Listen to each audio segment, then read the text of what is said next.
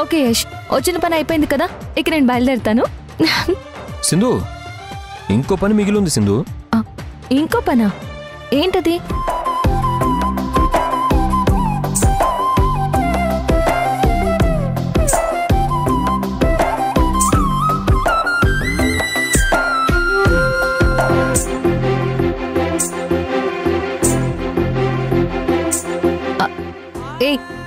ఏంటి దగ్గరకు వస్తున్నావు?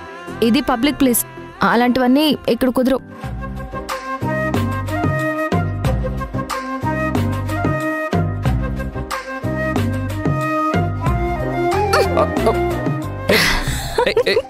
సింధు, సింధు,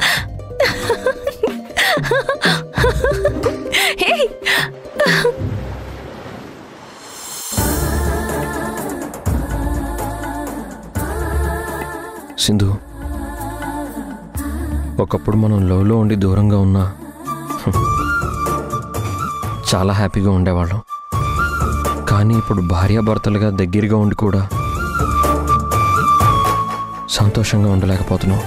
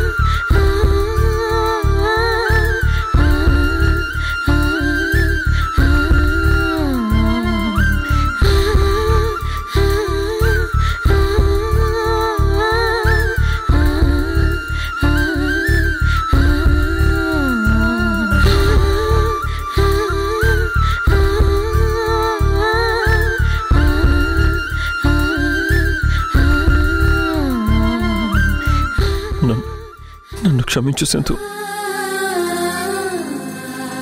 నువ్వు ఏ తప్పు చేయలేదన్న నిజం నాకు తెలిసినా నీకెదురుగా వచ్చి నీ కాళ్ళ మీద పడి క్షమించమని అడిగే పరిస్థితుల్లో నేను లేను. అదే నా దౌర్భాగ్యం. నిన్నిన్ని రోజులు బాధ పెట్టినందుకు ఆ దేవుడు వేసిన శిక్ష.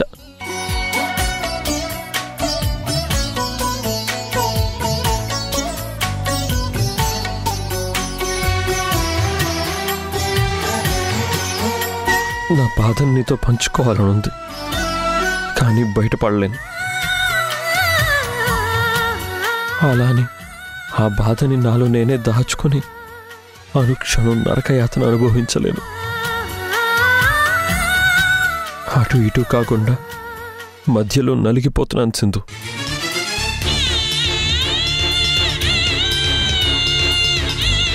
ఇప్పటి వరకు నా మూర్ఖత్వం, నా మొండితనం, నా తొందరపాటుతనం వల్ల నువ్వు ఎదుర్కొన్న కష్టాలు చాలు. ఇకపై నా వల్ల నీకు ఎలాంటి ప్రాబ్లం రాకూడదు. ఒక భర్తగా భార్యకి సపోర్ట్గా ఉండాల్సిన టైంలో కూడా నేను నిన్ను వ్యతిరేకిస్తూ నిన్ను కోప్పడుతూ ఉండాల్సిన పరిస్థితి వచ్చింది. నిజం తెలిసి కూడా నేను నీకు దూరంగా ఉంటున్నానంటే అది మా వదిన వల్లే. ఇదంతా మన మంచికెళ్ళే సింధు. వదిన నిజస్వరూపం తను చేసిన మోసం బయట పెట్టాలి అంటే నీకు నేను దూరంగా ఉండడమే కరెక్ట్. దూరంగా ఉండడమే కరెక్ట్.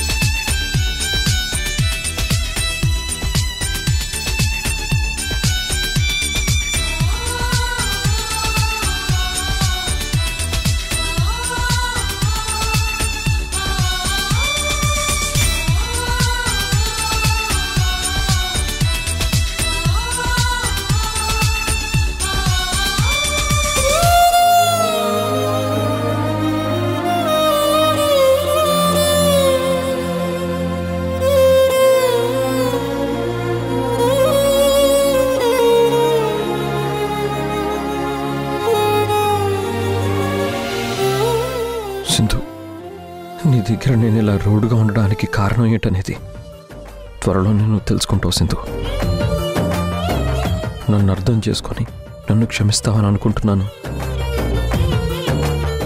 మా వదినని నేను పూర్తిగా నమ్మించాలి. ఈ టైంలో నేను ఎలాంటి తప్పు చేసినా, ఎలాంటి తొందరపాటు నిర్ణయాలు తీసుకున్నా అది మన కుటుంబానికి ఎఫెక్ట్ అవుతుంది. ముఖ్యంగా నీ ప్రాణానికి ప్రమాదం కావచ్చు. అందుకే నేను అనుకున్నది జరిగేంత వరకు నా ప్రేమని మౌనంగా చూపించడం తప్ప నీ ఎదురుగా నీతో ప్రేమగా మాట్లాడలేను సింధు, మాట్లాడలేను. నా మనసున చోటు చిన్నది, ఒక వరమే కోరుకున్నది, అడగకనే చేరుకుంది, మది మోయలేని అనుబంధమయ్యది. నువ్విచ్చిన సంపదే ఇది, నా చుట్టూ అల్లుకున్నది.